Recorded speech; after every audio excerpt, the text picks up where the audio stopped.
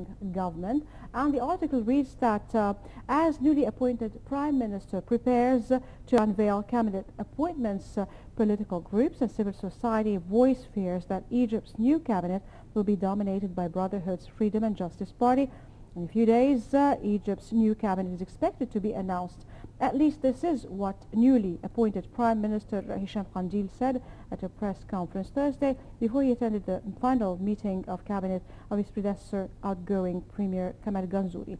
The names nominated for each portfolio will be finalized and presented to President Mohamed Morsi by Friday, Qandil told attendees of Thursday's press gathering.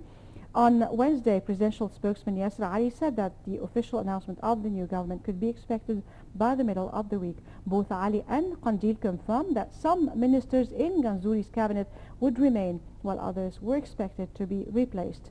No clear reasons have been given about why some ministers will leave the posts while others will stay, and this is a clear violation of the people's rights to know, said Ahmed Mubarak of Egyptian NGO, the Association for Freedom and Thought and Expression. The AFTE issued a statement on Wednesday criticizing the way in which the president chose his first prime minister.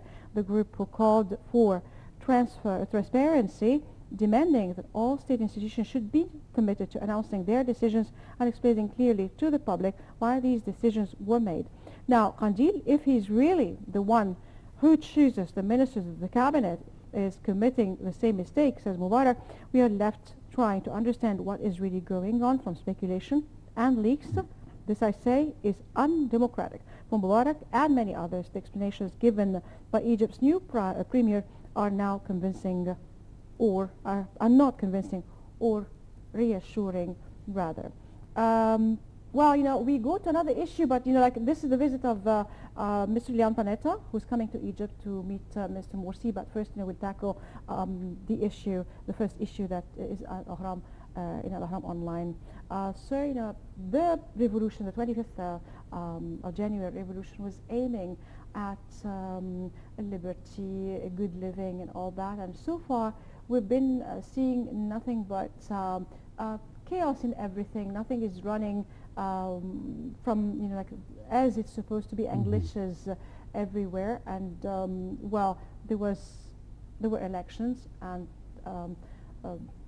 the president was elected. But it seems also, you know, like they were talking about 100-day program, or let's say, you know, like a project, and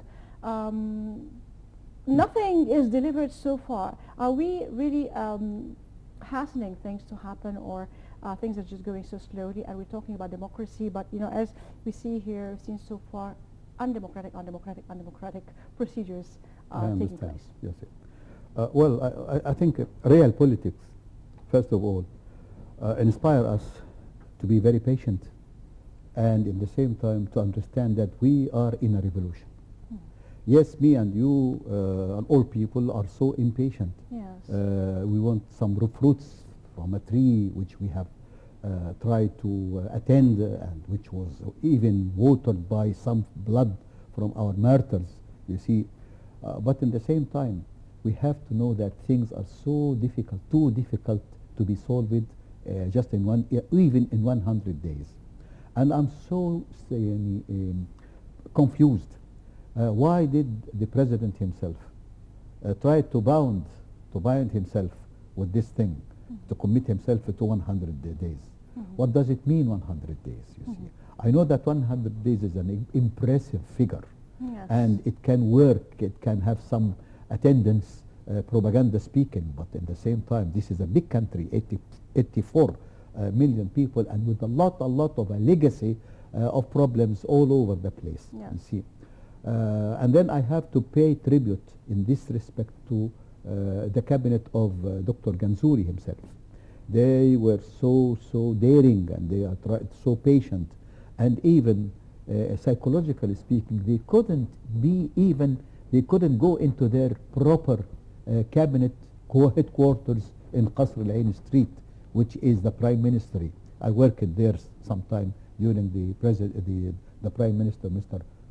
Abdulaziz Hijazi and Mamdouh Salem, and we were so comfortable with this palace, which is part of the prestige Yes. of the Prime Ministry of Egypt, or in Cairo.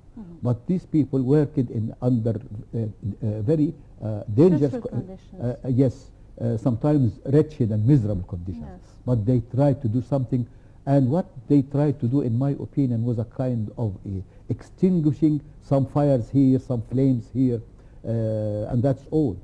They couldn't work on a strategic basis, on a long-term basis. They tried to do something day by day. And with due respect, now they are leaving their places to a new cabinet. Well, the new cabinet will be headed by a young person. This is very good in itself. But at the same time, I don't see that he has any experience in the political arena. Yes. He may be a very good engineer. That's good. Thank you. Thank you so much. But some people are trying to propagate his choice and saying, well, because he is a water resources engineer, as a prime minister, he will be very efficient in solving or tackling the problem of the Nile basin. He could do that when he's minister. With your of irrigation. permission, this is not a technical or an engineering problem. It is a political problem. Yes. The Nile issue is a political problem. And it is related not only to some people who have goodwill to do something, but it is related to the role of Cairo, the stature, the position, the status of Cairo. Yes. In some days, and let me remind our president with due respect, in the 60s, which he doesn't like, or he seems he doesn't like, in these days, Egypt was a leader in the movement for political independence and political emancipation, and therefore it could secure its rights in the Nile Basin issue. But now, no longer Egypt is there. Everything was eroded during the last 40 years, especially the last 30 years, and then we are now stripped of any influence. At that time, we had the Al-Azhar, we had the Coptic church, we had teachers, engineers, we had the Misr company for importing and exporting. It had a lot of branches all over the African continent. And I used to visit in my youth, working in the presidency at that time, I used to visit a lot of African countries, and I was so proud of just being an Egyptian. Yes. Not because of myself, but because what Cairo was as a symbol at that time. Anyway, now we are now faced with a new cabinet. We don't have to be so pessimistic, right? But well, let us give them the chance. But I want them to be not from a certain faction in the national agenda. Well, this is, what scares seculars here. Yes, as the article yes. says, the FJP's domination of Egypt's incoming government is scaring people. This is a recipe for failure if it happens like that. I'm talking in a very, very detached way, in a very nationalistic way. Well, I think the Prime Minister and the President himself should know beforehand, and I think they should be aware of this thing, that it should be a coalition cabinet.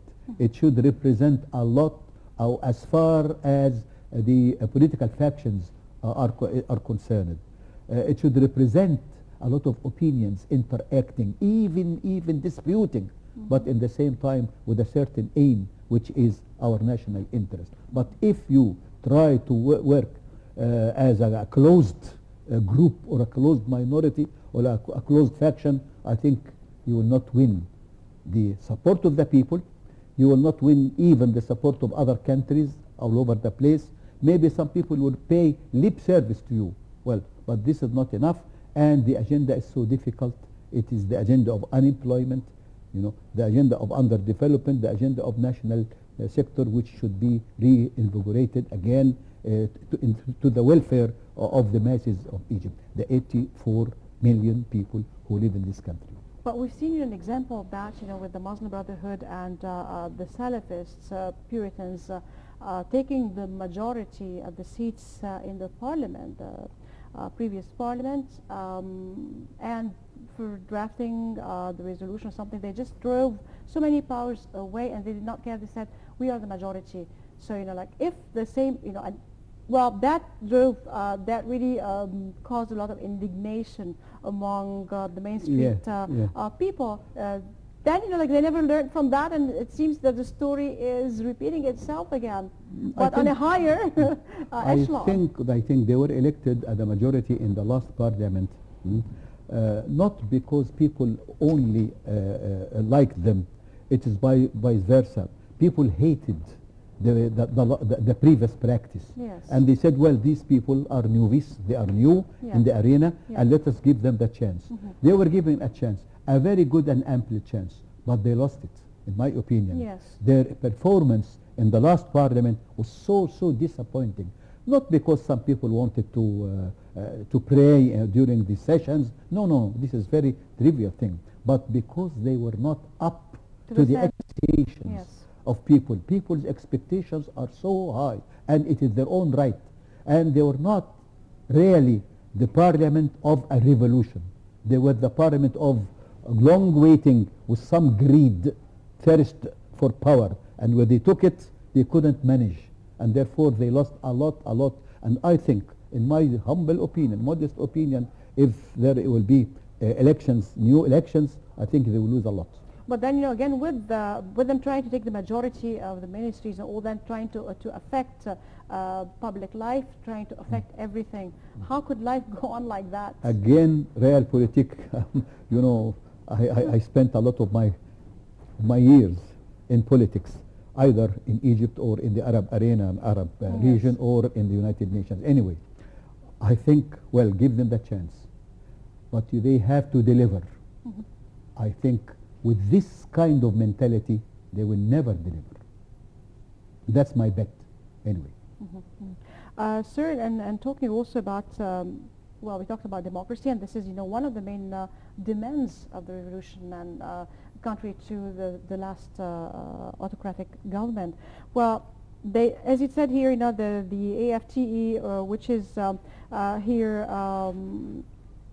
this NGO, they talked about why some ministers will be staying, some others will be just taking other places. Why not explaining clearly how to the public why these decisions were made? It seems that, you know, like things are just, you know, done, and then no care about, as if, you know, like again, the people who elected them, the people who just, you know, brought them to the office don't matter. Nobody's explaining anything. Again, a repetition of what happened in the last parliament. I can understand this, but this is something different. Forming a cabinet is different from a parliament work. The cabinet should be left for the full freedom of the prime minister to choose his colleagues and aides in the cabinet. I don't think he is required to explain in detail every individual choice which he made for a certain minister here or there. But if all come from to be supporters of or that's another thing. That's another thing. Here, this is a political criticism, but I don't think the